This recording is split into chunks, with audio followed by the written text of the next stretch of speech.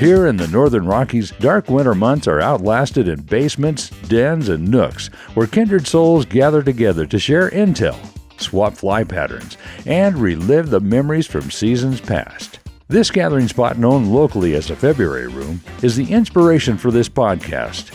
No matter the season, the door is always open to those with a fly fishing story to tell.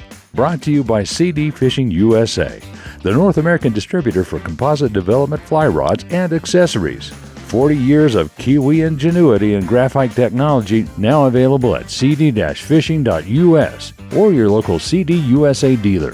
Follow us on Instagram, YouTube, and Facebook. And remember to go fishing. Here's your host, the Carnops, and this is the February Room. There's a reason why Dolly Parton's song 9 to 5 was so popular. It was an anthem for working class men and women, and 40 years later, it still resonates with daily grinders around the world. Chasing Tides Collective is also trying to break the 9 to 5 grind by providing adventure seekers with tips on how to get on the water despite the daily grind. Thank you for joining me today, co-founders Tim Homa and Nick Northern, all the way from Virginia. Thanks for joining me, guys. Absolutely, Lauren. Thanks so much for having us.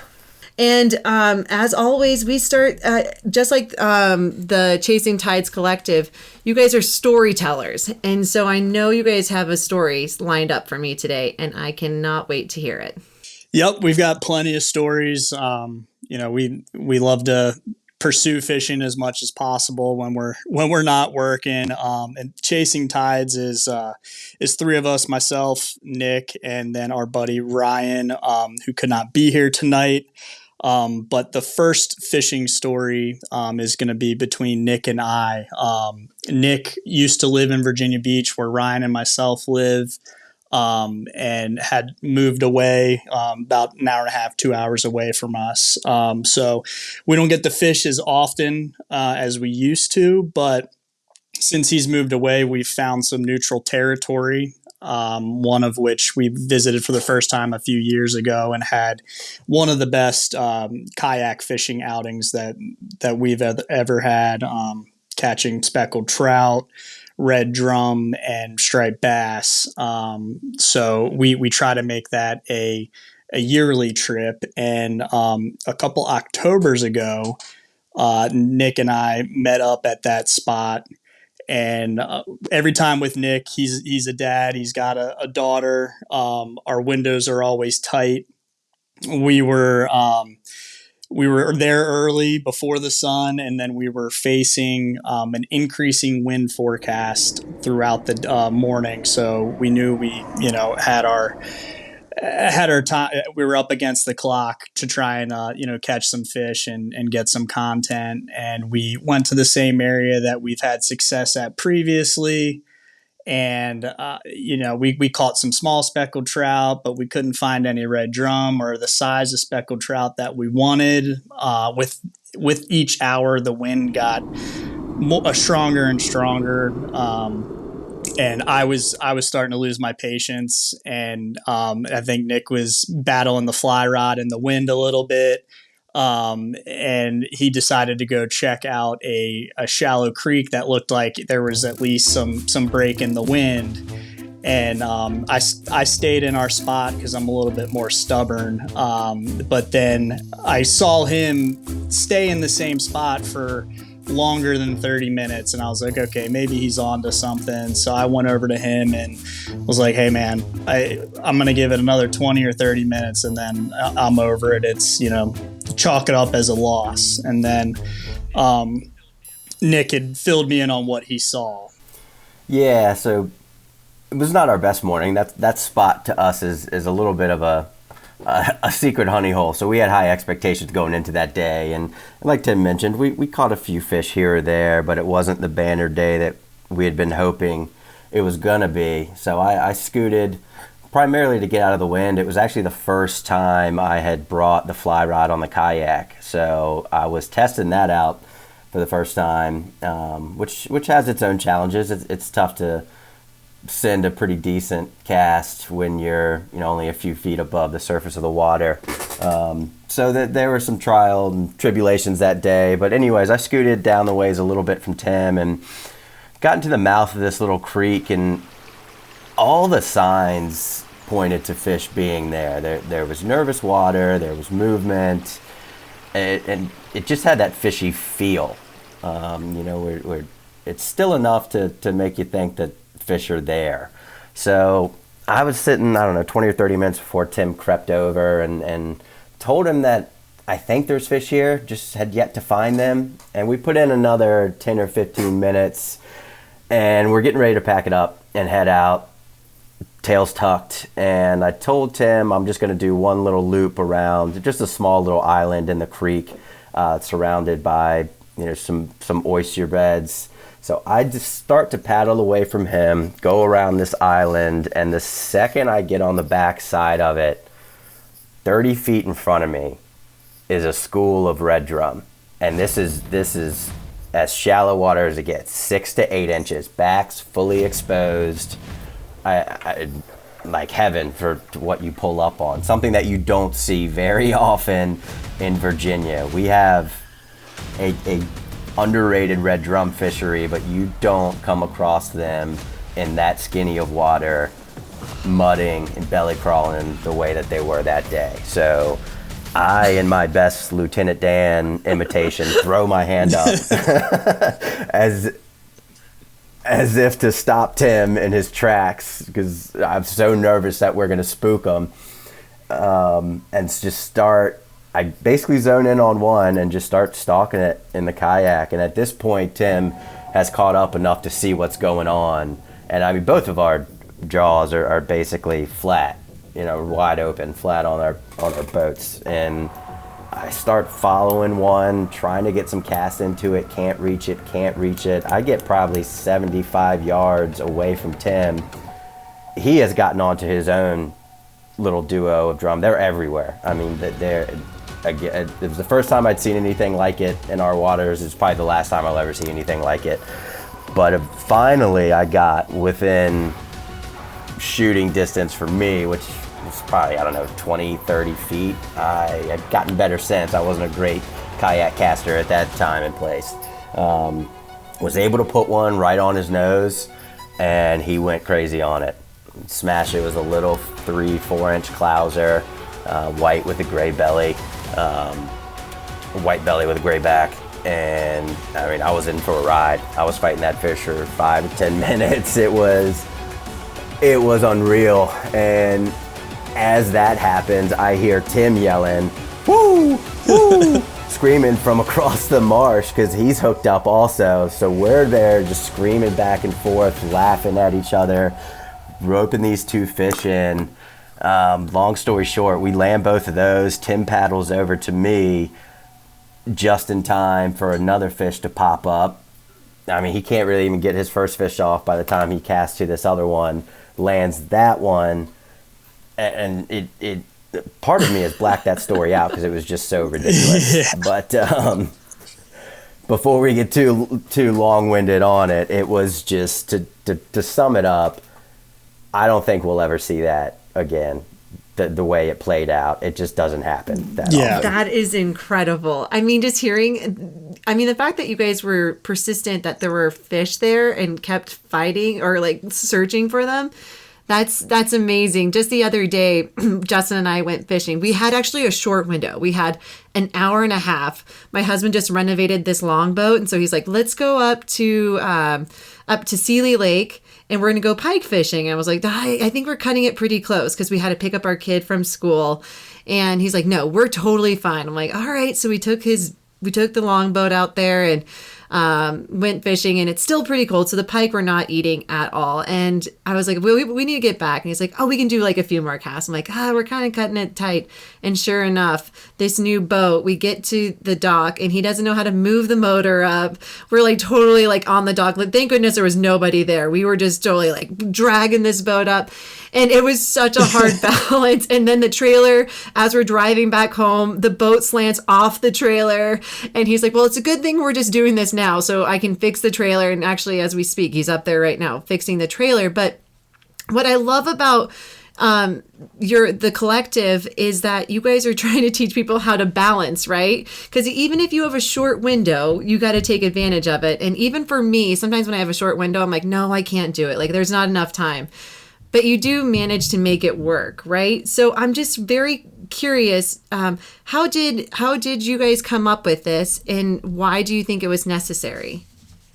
Yeah, well, exactly like what you just said. It's so easy to just say, the conditions aren't right, or I just don't have enough time, or I'll do it tomorrow, or, paint this ideal scenario of when all of the stars align. And, for the majority of people, that's just not the case. So you're kind of left to what's in your backyard and, the time you do have available, especially as, you grow up and have more responsibilities.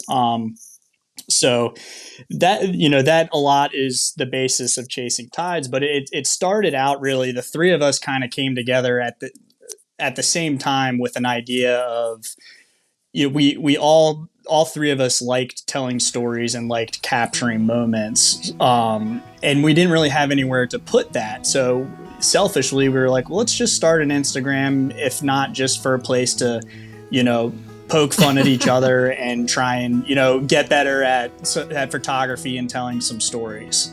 And then as we kind of developed that, one thing that has been, big in all of our hearts is, where we live is great. We've got the ocean, we've got the mountains, we've got all of these resources right in our backyard. And you go through Instagram and you see people, in tropical places surfing or fishing, and you're like, man, I would love to do that. But we try to keep to, what you have is in your backyard is awesome. And after we started that, we all three of us bought pawn shop cameras, and we're like, okay, well, let's upgrade from the iPhone photos, and let's try and, figure out how to shoot DSLRs. And Ryan, who's not here, excelled at that a little bit quicker than Nick and I did.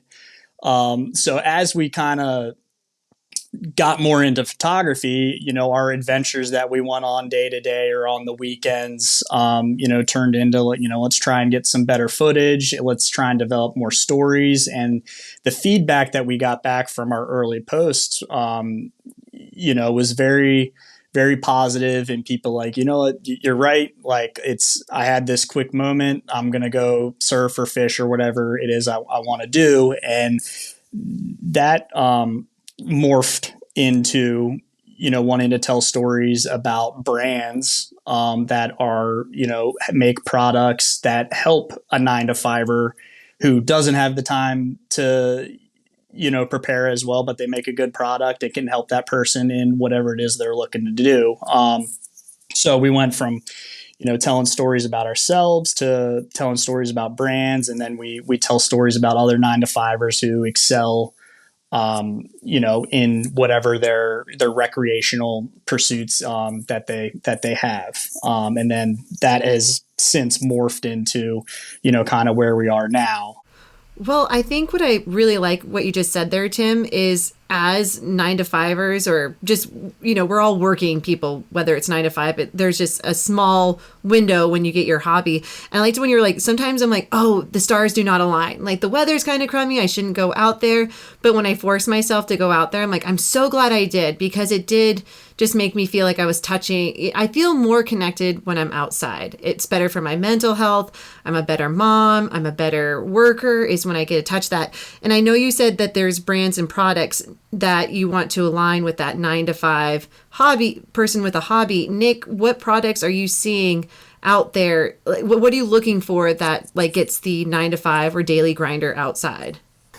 Well, there's a lot, obviously, and there's more and more popping up every day. But a lot of what we have tried to do is when we tell stories or talk about, products, brands, people, it's does this bring value to someone like me? Is this going to help me in the short window that I have? And maybe that's, hey, this is a really intuitive backpack or pack or something like that. Maybe this is like I'll plug Yeti here, and we were trying to talk to other folks, not the massive companies of the world, but just to illustrate your point, like the Yeti Sidekick to me has been 18 different things. It's carried baby wipes, it's carried my fly boxes, it's carried small notebooks for work. I mean, it's stuff like that is multi-purpose and can be ready to grab, ready in a pinch, and I can do A, B, and C with, on the 45 minutes that I have on my lunch break, that I can just throw in the car and pop out really quickly. So it's stuff like that, but just trying to connect people with that type of information and add a little bit of value on highlighting some of those, people, products, brands, etc. It's just, hey, this helped me, this helped us one time. Hope it helps you too.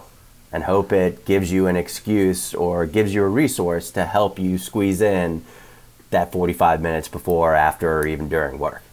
Yeah, absolutely. I'm also just so curious because, you're reaching out how to balance 9 to 5, but then you guys also have the Chasing Tides Collective.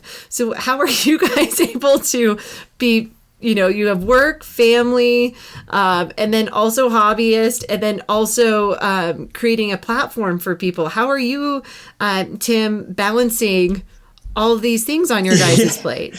Yeah, and that's, it is funny because as this kind of evolution of the Chasing Tides Collective has taken place, we do find ourselves more and more putting our spare time that would be used surfing or fishing or what have you into, interviewing people, building content and things like that. So, I probably have a bit more of, I'm going to put my foot down and go fish or go surf than Ryan and Nick do. But it is kind of funny that we created this platform to inspire people, but at the same time, it's slightly counterproductive for ourselves because now we've got, we're bringing cameras along and it's, we're paying more attention to the moment and certain things going on instead of necessarily enjoying what we're doing in some cases where it's like, okay, we need to get some photos. It's a little bit more like work.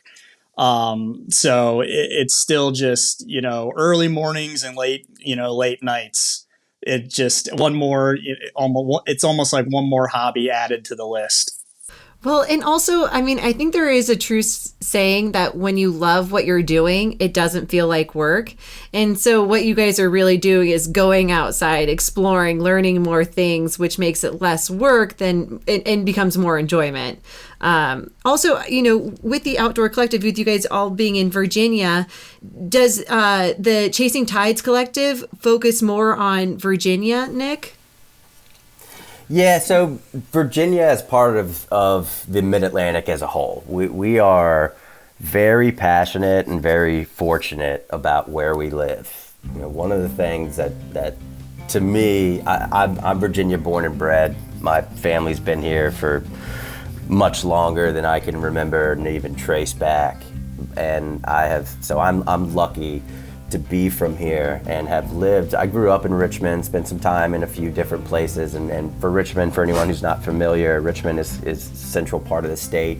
I grew up, spent some time professionally after college in the western part of the state, the northwestern part, as well as the southwestern part, and that follows the Blue Ridge Mountains. Blue Ridge Mountains span the entire state, so I spent a few years post-college in the mountains, and then made my way back to Virginia Beach, which is where the three of us actually met. We all went to school at a small school in Virginia Beach. So I've been lucky not only to be raised in Virginia, but to live in basically every region of the state. But we have the best of everything. Where I am, I can be on one of the best native brook trout streams in the country in an hour and a half, and then I can also be knee deep on a saltwater flat in an hour and a half chasing redfish and speckled trout, and there aren't many places in the country, as far as an angler is concerned, where you can do that, where you have access to that. I mean, you can wake up in the mountains if you wanted to, fish for trout, drive a few hours, and then wrap it up in the evening fishing for red drum on the coast. And Virginia is very unique in that regard, so we're very lucky. Oh, I mean, it looks amazing. I mean, I need to make my way there. Even hearing the red drum story, I just saw someone post, I love smallmouth fishing, and I hear red drum can be just as exciting and a fighting fish. And so even my uncle just went down to Louisiana and caught like the most beautiful red drum ever. And so it's definitely on my bucket list. Tim, what do you think is one of your favorite things about your home waters? Yeah, for me, definitely the diversity. I grew up in Maryland, which is just north of Virginia, but further up the Chesapeake Bay. And where I live now in Virginia Beach, it's just such a more diverse fishery than where I grew up. I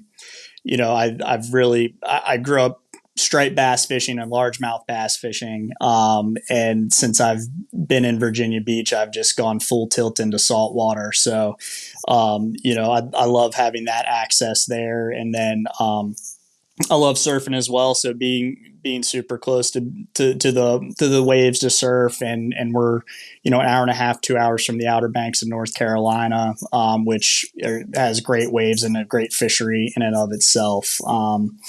So just, yeah, there's a lot to do in really not that far of, in really not that far of a drive. And back to chasing tides, it's, some people might be like, well, why am I going to drive an hour and a half or something to fish? And it's like, well, it's an adventure. It's something new.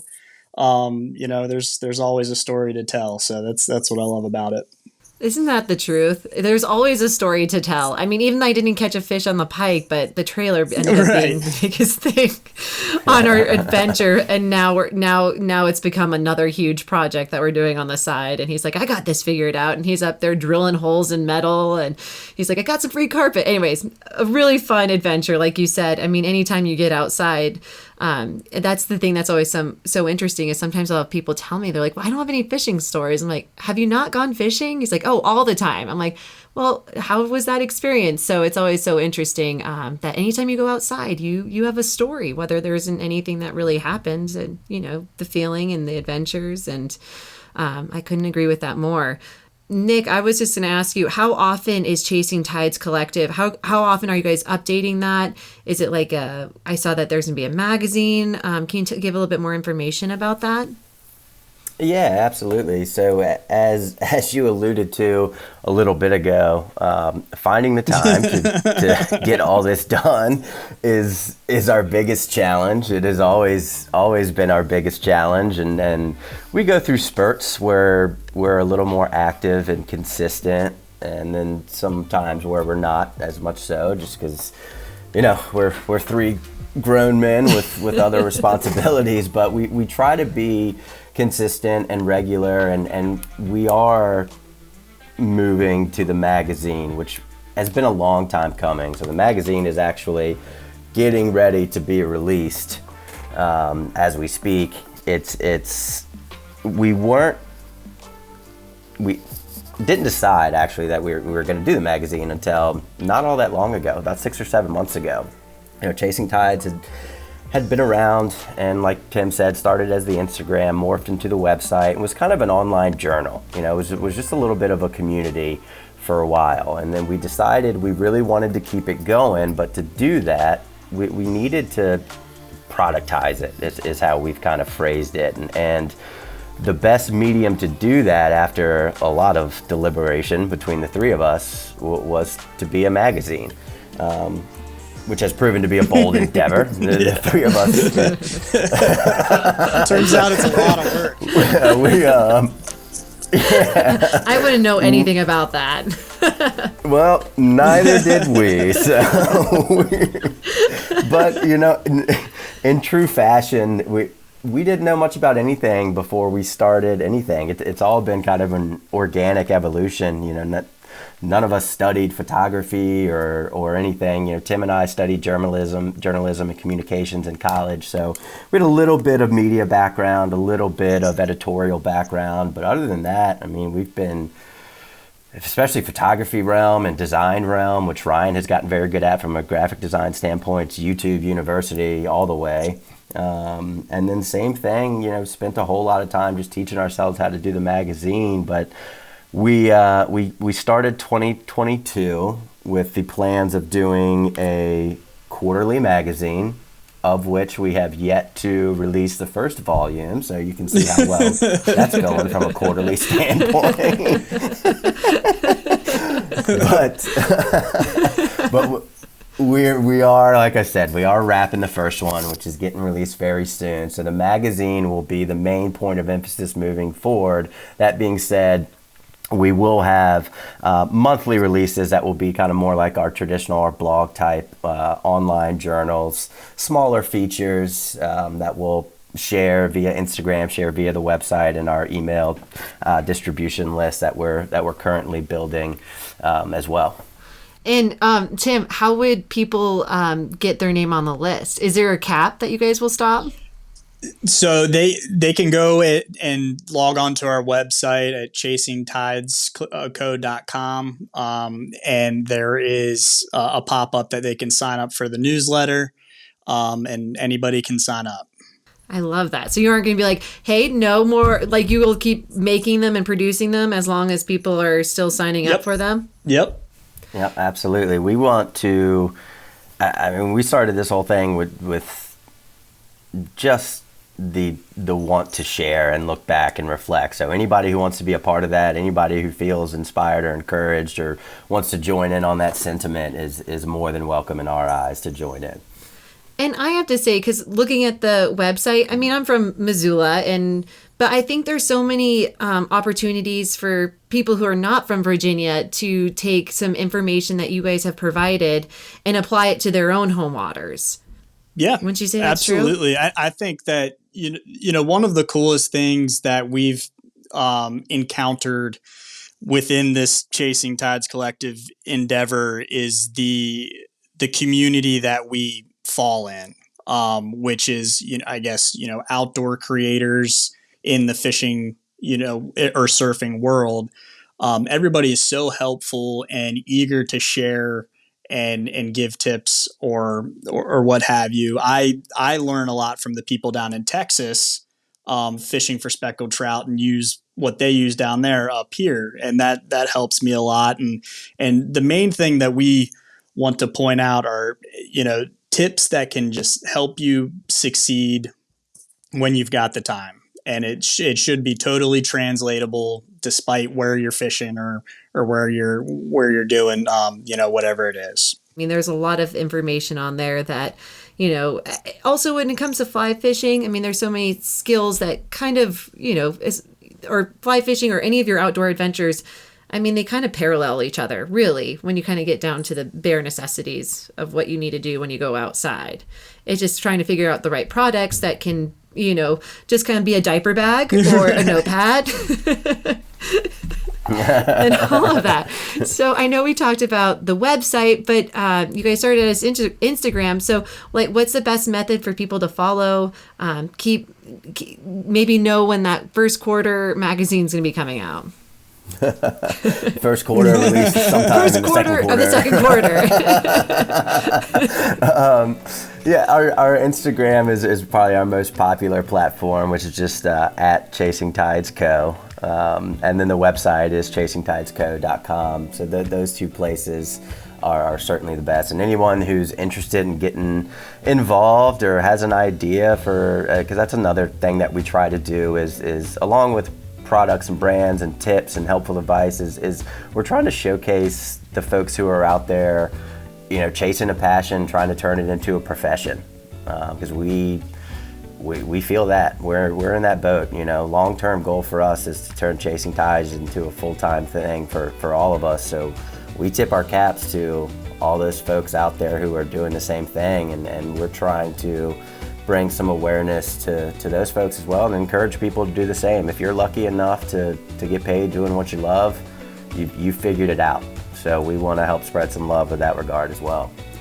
I love that. Yeah, because I mean, chasing tides and chasing rivers, we're trying to find that balance, right? And if you can make your work and have the balance of going outside, I couldn't imagine a better way of living. Well, before we sign off, let's hear one more fishing story. Yeah. So admittedly, I'm new to the fly fishing world. It's something that has been on my radar for a while. Ryan and Nick dove headfirst into it like I've never seen anybody do anything. They're like, "That's it. This is all I'm doing."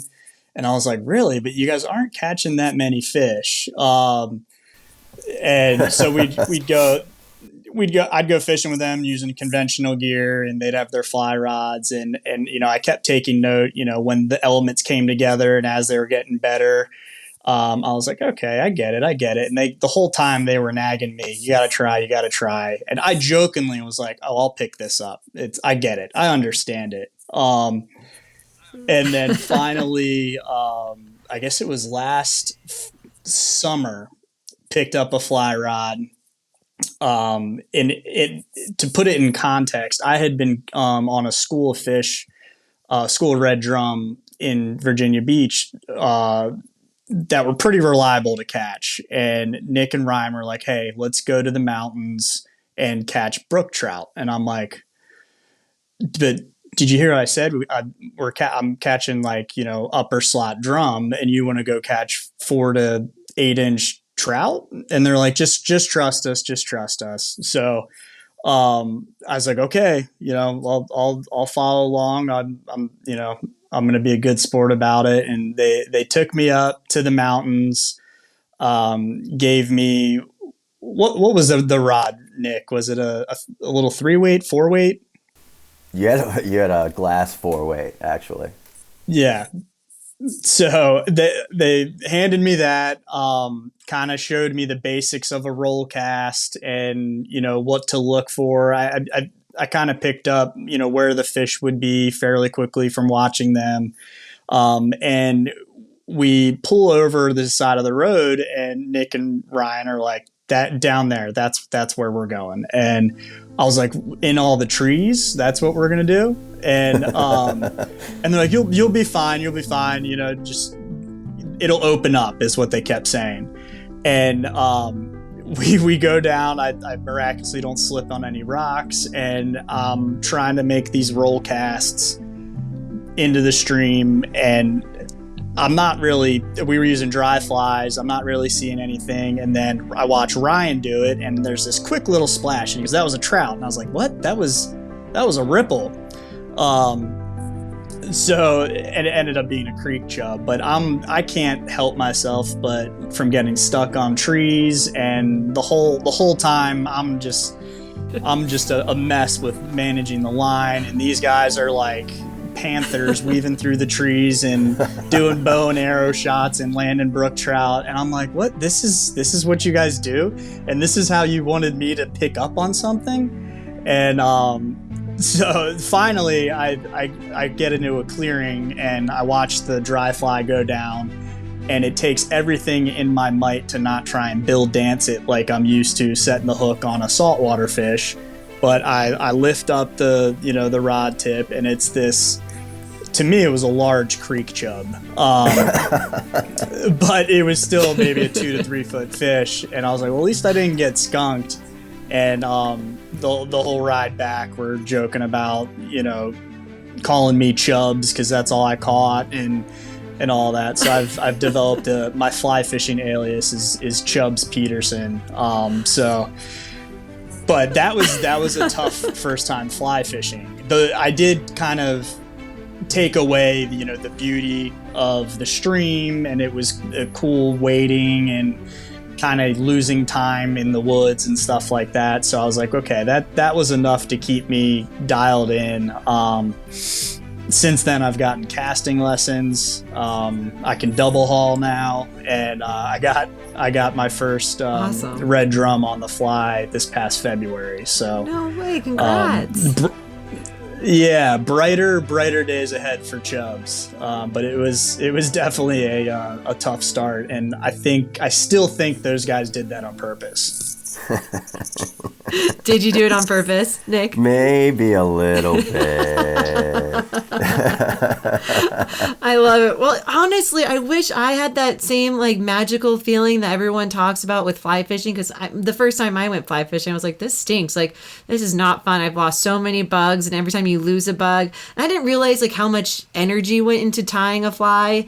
And my husband would be like rolling his eyes every time I lost, and I was like, what? They're just it's just hair and foam. Like, what's the big deal? Like, just go you can go tie another one.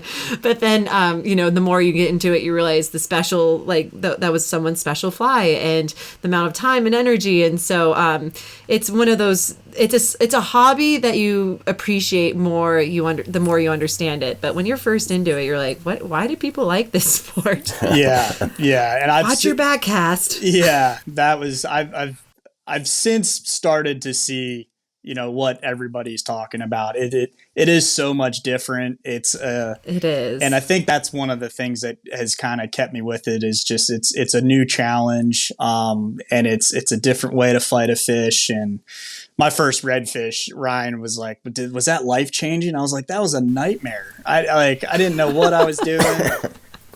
So it's been a cool little process. So I'm gonna stick with it. I need to get a brook trout now. Oh, well, come to Montana. We've got tons of them. Yeah, that would be awesome. I've never been out west. That'd be awesome. Oh, well, seriously, come to Montana. We'll take good care of you guys, and we can share some fishing stories. Yeah, that would Absolutely. be amazing. Go to thefebruaryroom.com, where you can access a complete library of our podcast and read more about our guests, their fishing stories, and favorite fly patterns. We're always looking for exceptional fly fishing yarns, and if you have one to spin, shoot us an email at info@thefebruaryroom.com. The February Room is always free, but if you feel like throwing a nickel in the pond, we appreciate any additional listener support. For companies and individuals interested in sponsorship opportunities, please contact us for our media kit. Thanks for stopping by the February Room, and we'll see you down here next week.